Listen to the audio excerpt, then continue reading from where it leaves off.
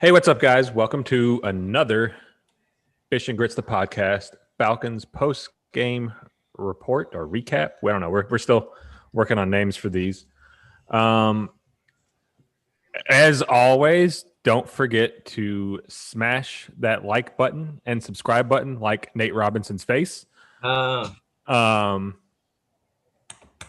this is actually one of the fun recaps that we get to do this year. This is one of those where we don't have a lot of complaints, don't have a lot of negative things to say. So let's go ahead and jump right into it. Falcons win big today. They look good in most facets of the game. There's a couple things that I'm sure we can pick on here and there that we would like to have seen done better, but for the most part, a solid outing on all parts of the Falcons roster. I'm not going to ramble on too much today, so let's go ahead and jump right into it. Micah, what did you see in this game that really stood out to you as the difference between last week's thrashing by the Saints and this week's thrashing of the Raiders? Defense got after it. It was refreshing to see what they did, and it wasn't, we're in past games. Well, since they've made the transition with Raheem Morris as the head coach and Ulbricht as the defensive coordinator, a lot of our pass rush pressure has come from blitzing. And that's why, like, Debo was leading the team in sacks. But today we got pressure with 4-man rushes, some 3-man rush pressure, and we blitzed. We mixed it up. 2OT Mariner balled out. And, for a guy who legitimately got very little play time when Quinn was the head coach, they implemented him into the defense, him and Charles Johnson, and both of them are doing some nice things, and it's real refreshing. That was a lot of my good takeaway from that game. What about you, Marco? What's the big things that you noticed as far as difference between, getting our teeth kicked in last week and this week looking like the team that a lot of us expected it to be? Well, I think what happened was... Whoa, you're clipping hard. I'm clipping?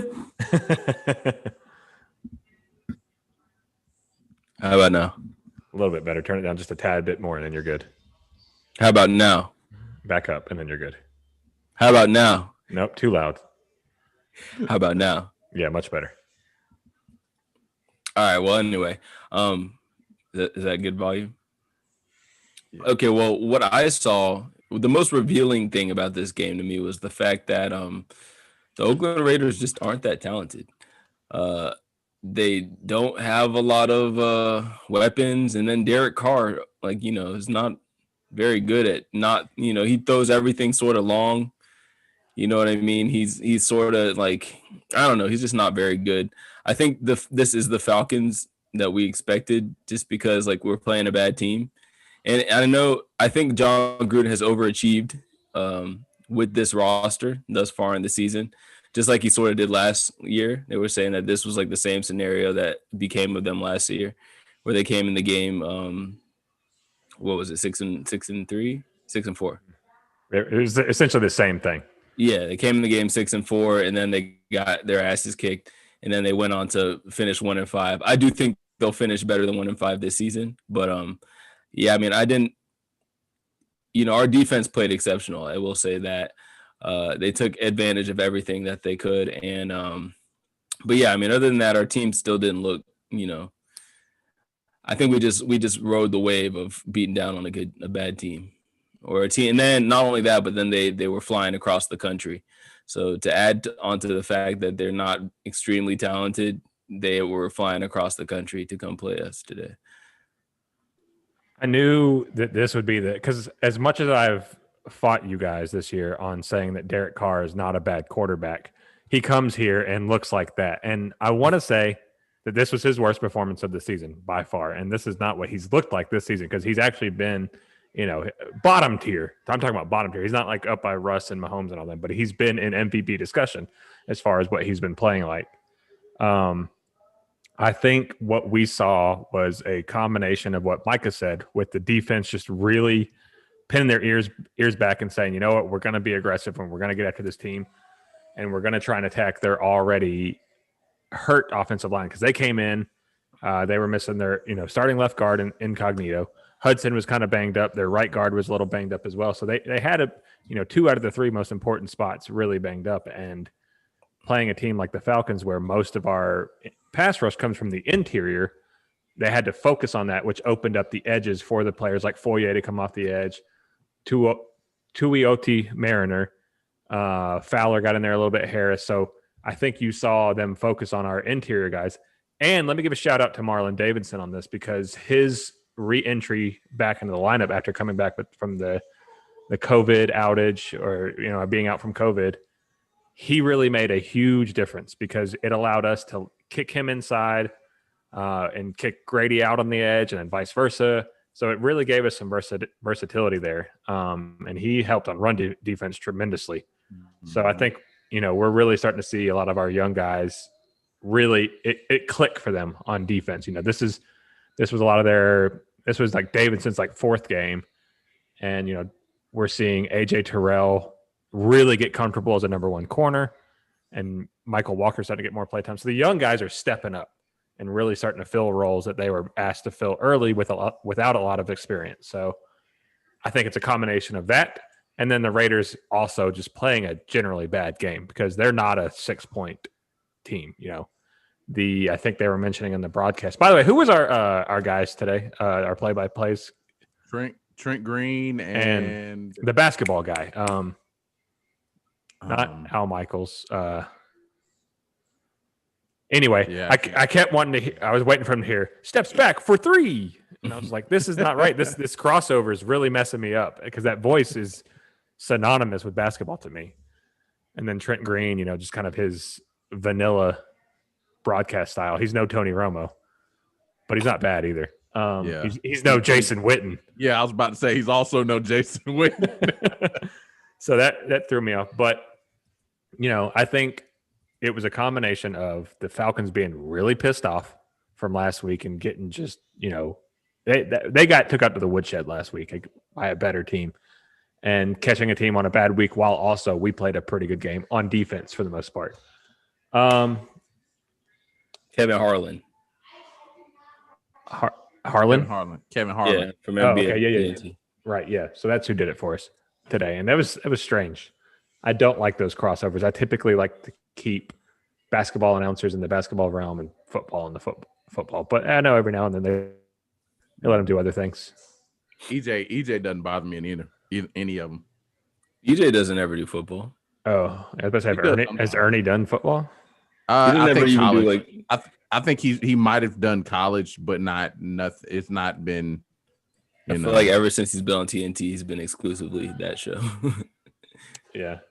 So let's kind of cover some things here that are a little less of a broad view and go into some of the more intricate things. And as a lot of people know, we went into this game, Julio Jones being out, Todd Gurley being out. And for the most part, for the rest of the team, I think we were pretty healthy other than our obvious like season enders. Let's start offensively because I know we're going to have a lot to say about the defense because they were really the stars of the game. So let's start offensively and point out, guys that played well, guys that didn't play so well, and guys who kind of, you can take it from there. But Mike, we'll go Marco. Marco, who was your offensive superlatives for this game? My offensive superlatives. Yeah, who were the guys who played well? Who played well? Let me think. Actually, I'll say Ito. I was actually pleasantly surprised by Ito and just the fact that he never plays, but whenever he does, he always looks so good. Yeah. I just really don't get that. It's almost like we're a lot more effective running when it's Brian Hill and Ito than when it's, Todd Gurley thrown in there. But, that's not fair to Todd. But I'll say Ito was my biggest offensive surprise of the day. And as far as guys that you expect to really step up in the absence of, guys that, like say someone who steps up into Julio's shoes or Gurley's shoes, who did not live up to expectations, or even, guys who are just normal starters that didn't play that great of a game. Marco? Am I still clipping? No, that's much better. All right. What was the question? I said, who did not play that well on the offensive side? Who were your guys that you thought, this was just an okay to below average game for them, or just an awful game for them? My man, what's my man's? Is Zacchaeus dropping touchdown passes that Matt never throws? Yeah, like Matt never throws those balls, and he dropped two of them. He does if you're under 5'10". Right. What about you, Micah? Who were your standouts and your subpar performers? Standouts would have to be it's got to be the running backs. I think Brian Hill, even though like there were a lot of stuffed runs, because it's still Dirk Cutter. He's going to call plays on predictable rundowns. And I think Brian Hill and Ito did a fairly solid job keeping the balance and protecting Matt in the backfield. And now granted, Brian Hill's got to work on his hands, man. That dude drops. He's dropped so many passes, but easily catchable passes too. Yeah. Ito looked really good. But you know what the deal is with Ito. He's such a small back. You can't make him a workhorse. He's a change of pace back at best. Right. But as far as I told my friend Taylor, and when Matt did a much better job protecting the football this game, or just not taking sacks. And I know the Saints pass rush was relentless last week, but there way too many times last week did he hold on to the football trying to make a play, where this game it were a lot of times where there was nothing there and he just threw it at receivers' feet. He just threw it away in general. And it's like that's what we need. Sometimes you just got to take the loss, throw it away, and live to fight another down, and don't put yourself in a position where you might be out of field goal range, or where a convertible third down, like a second down, turns into a third, forces a third and long. I mean, if you can avoid it, just avoid it. So yeah, I'll agree. There was that one play though that it was a second down. It was 2nd and 10. He scrambles out to the right. And he has, guys that he could try and force it into, or he's be outside of the pocket and the sideline's wide open. It's not like he's going to try and force it. He could have thrown it away, but instead he holds it and takes a 6-yard loss on a sack. And it's like, Matt, what are you doing? Like, it's like those moments are becoming more frequent in Matt's career, which to me is a sign of either mentally slowing down or just, I don't know. I don't know what it is. It could just be coaching style. Not 100% focused. Yeah, because you can't roll out and take that 6-yard loss when you were on the fringe of field goal range there. Now, okay. And then the other question you asked was guys who didn't quite live up to the billing. Mm-hmm. I got to give it to Ridley. Even though Ridley had a touchdown, their secondary was so banged up, and at one point both of their starting corners were out, and it wasn't like at no point you felt like Ridley took over the game. And I love Calvin Ridley. He's a very good receiver, but like I said, he's at his best when Julio is on the field and healthy, because he gets one-on-one coverage. But as a number one receiver, in itself, it's like he has trouble beating coverage when he doesn't have another guy to take focus away from him. Without Julio Jones, I feel like Matt Ryan no one is as good. Like, I don't think he's eclipsed 200 yards without Julio Jones this season. Like, it's just, and I know a lot of it had to do with short field opportunities because Derek Carr kept turning the ball over. But yeah, man, without Julio, man, everything is scary. Yeah, it's scarce out yeah. there. I mean, but that's one of the folks who want to trade Julio. I'm like, that's the downside, is because his presence creates so many mismatches for your offense. It creates openings that give Matt easier looks. And that's why, like when people talk about Julio's inefficiency in the red zone, it's like a lot of it has to do with one, Matt doesn't throw the fade well. So when you don't throw the fade well, that's one way. That's an easy way to get your number one receiver touchdowns. You got to take that out the book. So how do you get receivers open in the red zone? Use your best receiver to draw coverage and then throw it to somebody else. And that's what we do. So. Yeah. I mean, at this point of his career, we know who he is. But as far as my superlatives on offense go, I'm going to go offensive line, especially after last week, with them just really getting their ass kicked last week on every snap. They couldn't win run blocking downs. They certainly couldn't win pass blocking downs last week. And they really got bullied last week. It was not even close. The Saints were mushing them while they were on the ground. They were getting up and not doing anything.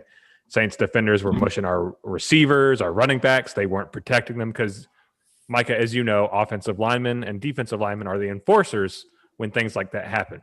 Mm-hmm. And it just didn't happen last week. So I have a feeling Raheem got into their ears this last week and really said something, because even though they were a little dinged up in the secondary coming into the game, the Raiders do run four deep at corner, as far as like corners who can step in and play. And we saw that from the guys who stepped in. They did play solid coverage. They've got good coverage backers. They've got good coverage safeties. And then up front, like we talked about last week, the Saints and Raiders have a very similar style on the defensive line. They're huge on the inside and bigger than average on the edges that are pretty good pass rushers, but also can play the run really well with those larger ends that are about 260, 270. And I don't know if you guys noticed, but whenever the Raiders offensive line would line up across from our defensive line, it was such a size mismatch. Mm-hmm. It was such a size mismatch. But underperformers this week, there wasn't any one person that stood out. I thought about saying Ridley, but I'm probably still going to go Matt. He missed a lot of easy throws. He missed a lot of coverages that he could easily expose. And he still looked a little frantic. He does not look comfortable back there without. It's probably because there's no Julio, or it's a little shell shocked from last week when you get sacked 8 times. But he went 22 of 39, 185 yards. If you throw the ball 39 times, if you really complete more than 20 passes, you need more than 185 yards. 2 touchdowns, 1 interception. The interception really wasn't on him. That was a really good defensive play and a wonky deflection, but he averaged 4.7 yards per completion. Was he running back? Right. Hinter had a 32.6 QBR and a 75.3 rating. That's mediocre at best. That's like you can throw Trubisky out there and get those numbers. So I get the yardage isn't really going to be there because of, like you said earlier, Marco, there were shorter fields, but to miss almost as many passes as you completed against a dinged up team, it's just not acceptable, man. He has to do better. That goal line pick 6 he almost threw. Boy, like if you're gonna to throw the fade at the goal line, it's not a loft, especially with a smaller receiver like Ridley. You got to throw it in there with some type of zip because I'm only guarding this much space, so I'm going to be able to break on the ball a lot easier with less repercussion than it is when I'm playing with 60 yards behind me. Everything's in front of me. So you can't just lob that ball in there. And Ridley did a good job of boxing that guy out as best he could, but really that should have been a pick six. And that would have put him at even at 2-2 and probably would have changed the game. So yeah, that was my guys. The offensive line played really well, but the Matt Ryan just played meh. And it just because you go down one guy is inexcusable because we saw it a couple of years ago where when Julio go down, he still played well. All right, let's kick it over to the other side of the ball here. Defensively, and you can include special teams on this as well because those two units kind of go hand in hand.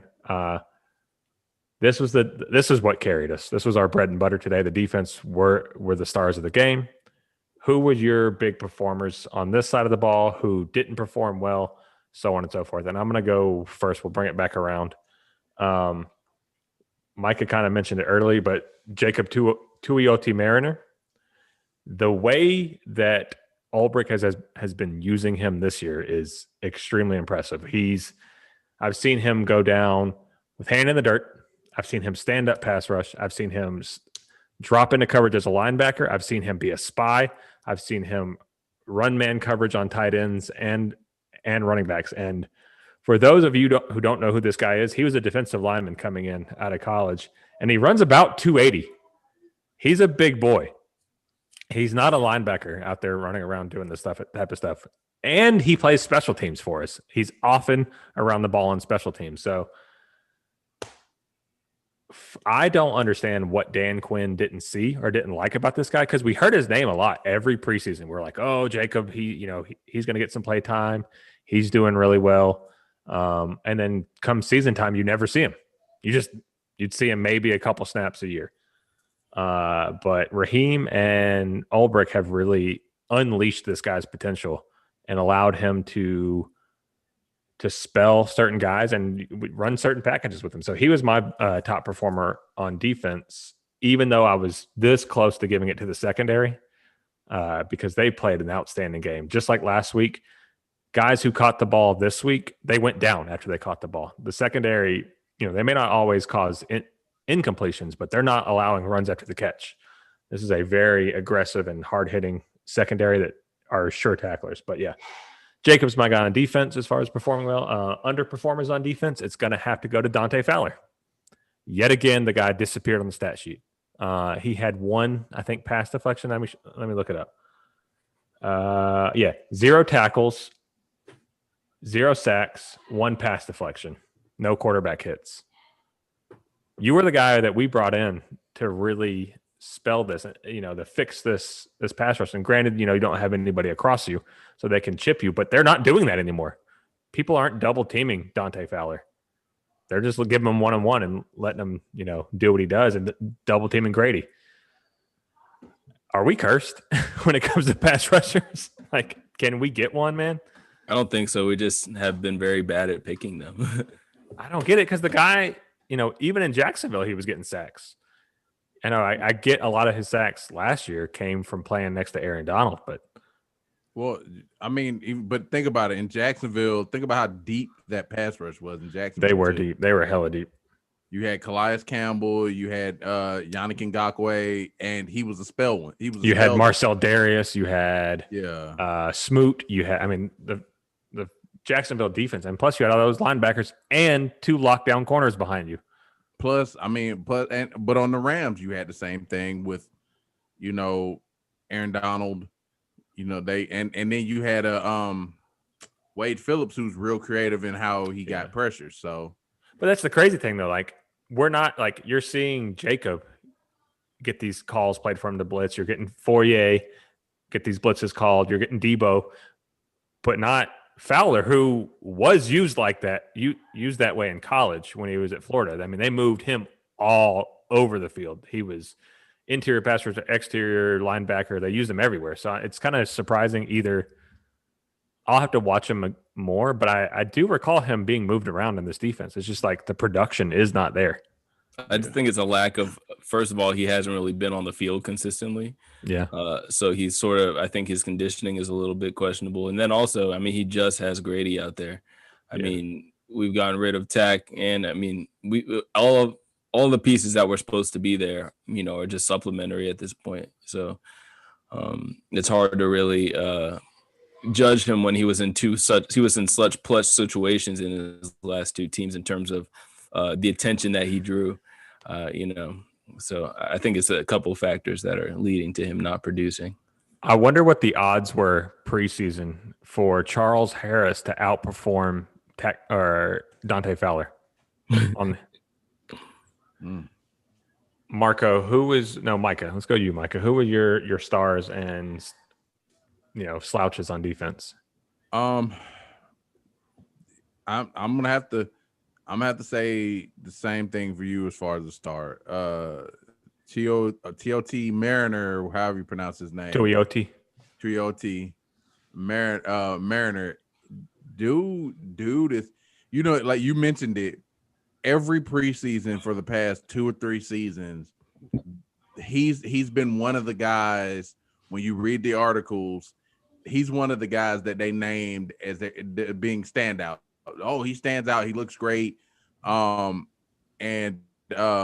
it's like, all right, well, if he looks so good, then why didn't he get any play time? And now that Ulbricht is using him and the way he's used him, and I mean, he legitimately is the guy that jumps off the screen at you. Like, dude, this guy is making plays, and it's crazy because as much talent and athleticism as we have on defense, with you got Debo, you got 2 linebackers that run like 4.5 40s or faster.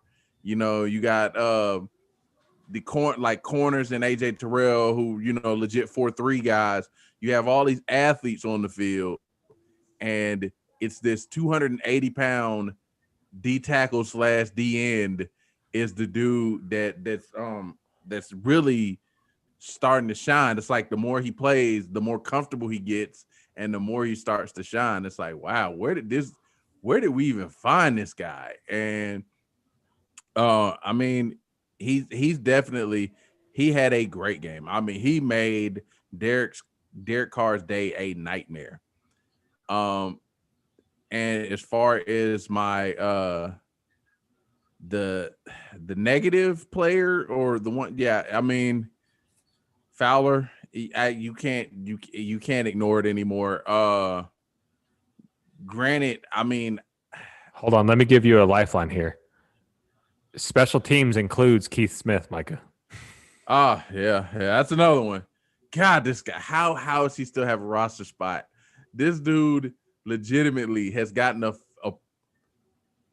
probably half of our personal foul penalties are on Keith Smith. And I mean, the only thing that saves his job is we'll put him in on like a short, like a 3rd and short play, and he'll make a great block and just to get a first down. But other than that, it's like, dude, you've cost us more yards than you've created in the run game. So he's another one. Yeah. So it's between Fowler and Keith Smith. It's like these dudes. The only upside with Fowler is we're not paying him elite pass rusher money. That's the only upside. For Keith Smith to be as big and as strong as he's touted to be, he really just doesn't get it done. Like when you see him go against linebackers, he loses most of the time. He's not athletic enough to really get to the second level and get those corners and safeties. And this just popped into my head. They were interviewing him, or they had talked to him a couple weeks ago. I think it was before the Saints game that I heard this. Keith Smith's diet comprises of Chipotle and Chipotle only. He said he eats Chipotle about 6 times a day. And it's like, oh crap. Like, one, how expensive is that? Because you're just a fullback, so you're not making that much money. I mean, you're probably making $600,000 a year, which is a lot of money, and you can probably afford that. $1 million. But he might be in a million. But he's trying to get that sponsorship. That's what it is. he has his own fullback or his own hat that he wears. It's a red hat, and it says "Make fullbacks great again." And it's like, bro, you're the wrong one to be sponsoring that. Sorry, bro. Marco, who's your nomination? Just to go different from what y'all have all been saying, I'll go with Foye, just because he was always around the ball. Like, he's just always around the ball. He's always active. He's always making things happen, getting strips and you know what I mean? And he just has so much energy. Then also, I mean, just our linebacker core in general is just always standing tall and firm, while our D line sort of underwhelms. But so I'll go with Foye. And my underperformer, I'm not changing Dante. Dante Fowler, man. Where you at, bro? Where are you at? So you might as well have stayed on the COVID list or whatever else he was doing last week. I don't know what he was doing. But yeah, him. It's just, I'm not gonna harp on it too much. But yeah, I just don't see enough from him for such a name brand, quote unquote, guy. And like I said, I don't think we're cursed. I just think that there's a lot of bad decisions have been compounded onto each other, and it's just like now it's almost like a culture thing where we have to like blow the building up to get rid of the ghosts. I mean, we just need to go back to the Georgia Dome, man. Right. Move back over. Like, look, this ain't working, guys. Pass rushers don't work in this building. Wow. I'm looking at everything here, like the actual team stats, and we won turnover battle 5-1. That's obviously with four forced fumbles, or 4 fumble recoveries, I should say, and 1 pick six by Debo. We won the first down battle 23-13. Time of possession 30, almost 30. We were 3 seconds short of 35. So it was really 35-25.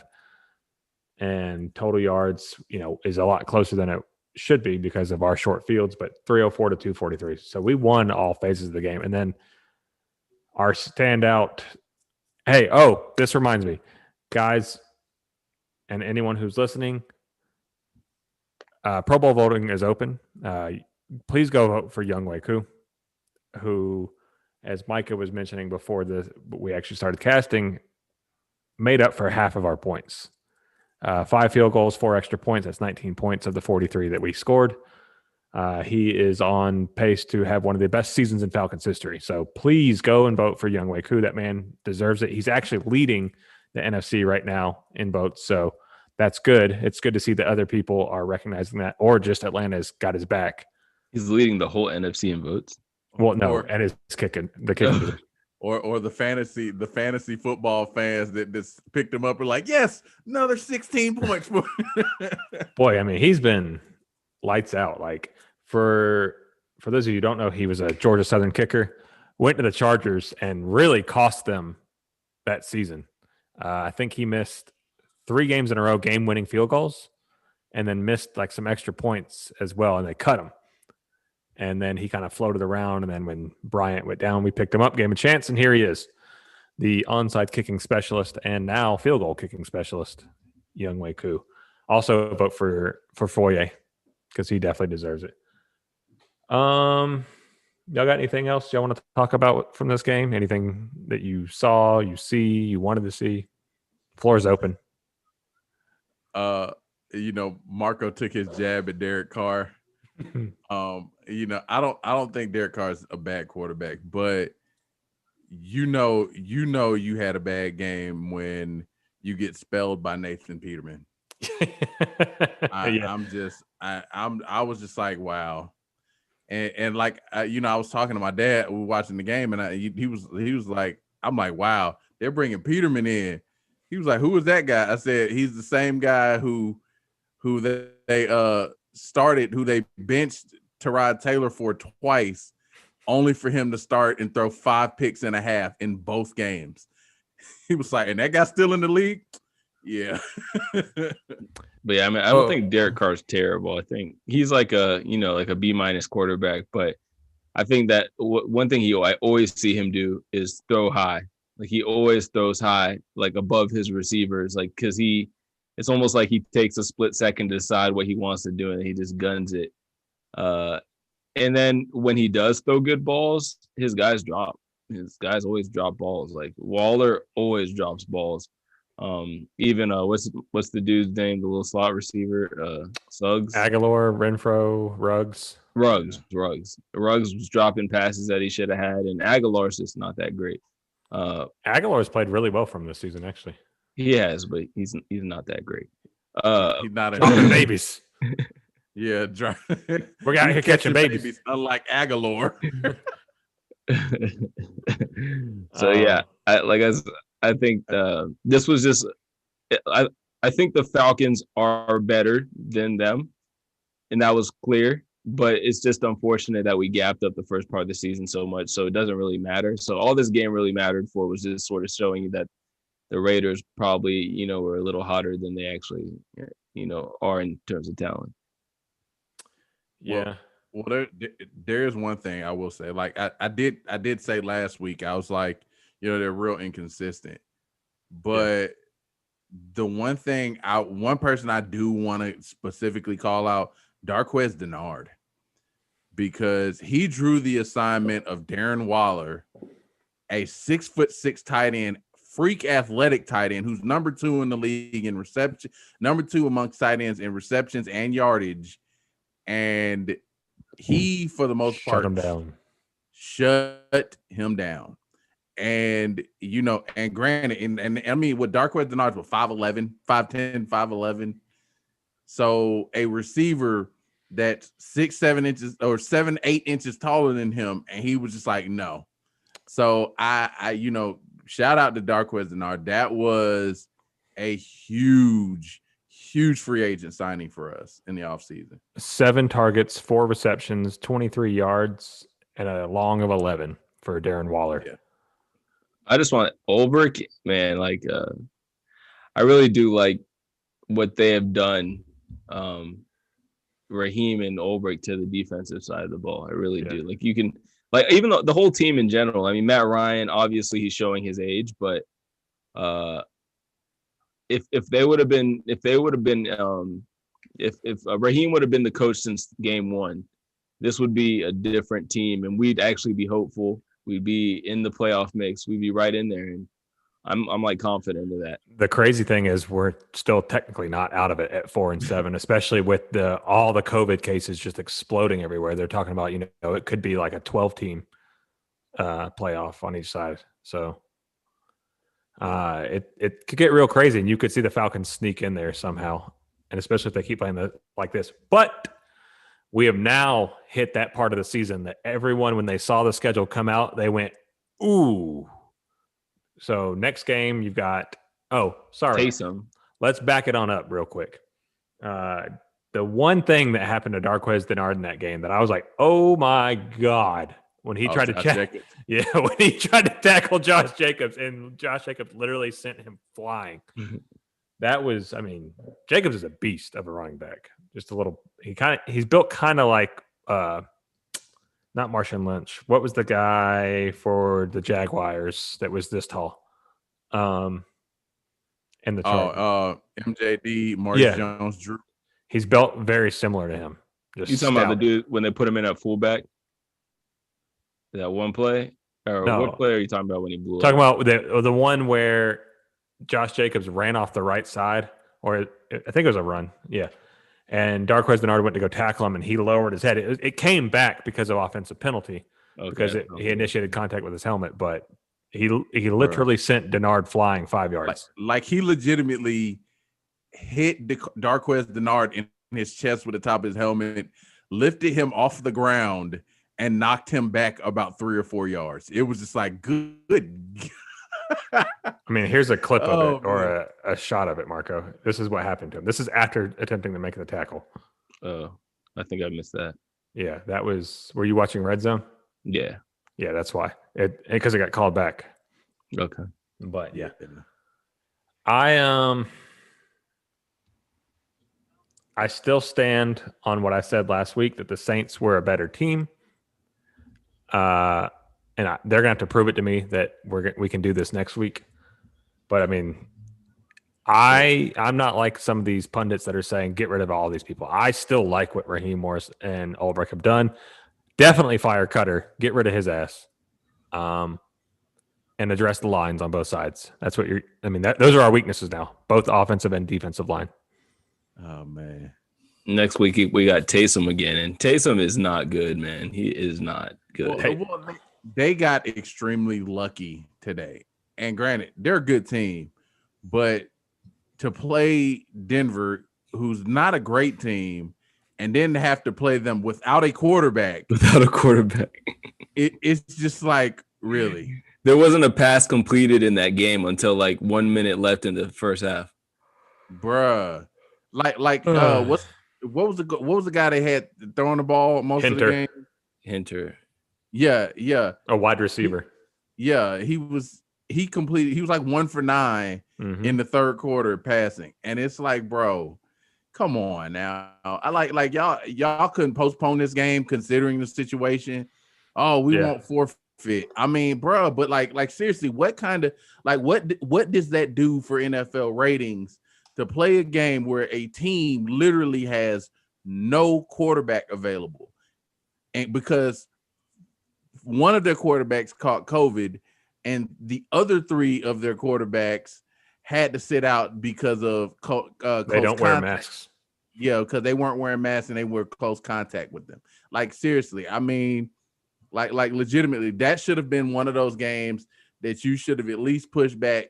Maybe make a two games on Tuesday night and let, that way give you some time to test the players. But that was just a waste of a Sunday afternoon football spot. I thought it was so fair though, because the Saints were playing without a quarterback.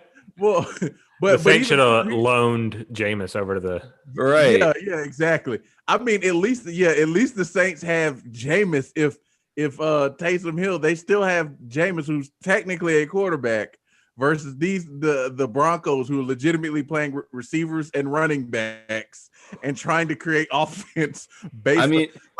It was like Georgia Tech trying to play a NFL football team. Yeah, I think their running backs got like a total of 21 combined snaps at quarterback. But I'll just say that we can get into this more on Tuesday or whenever that we record an episode, but it's not right that Jameis isn't the starting quarterback.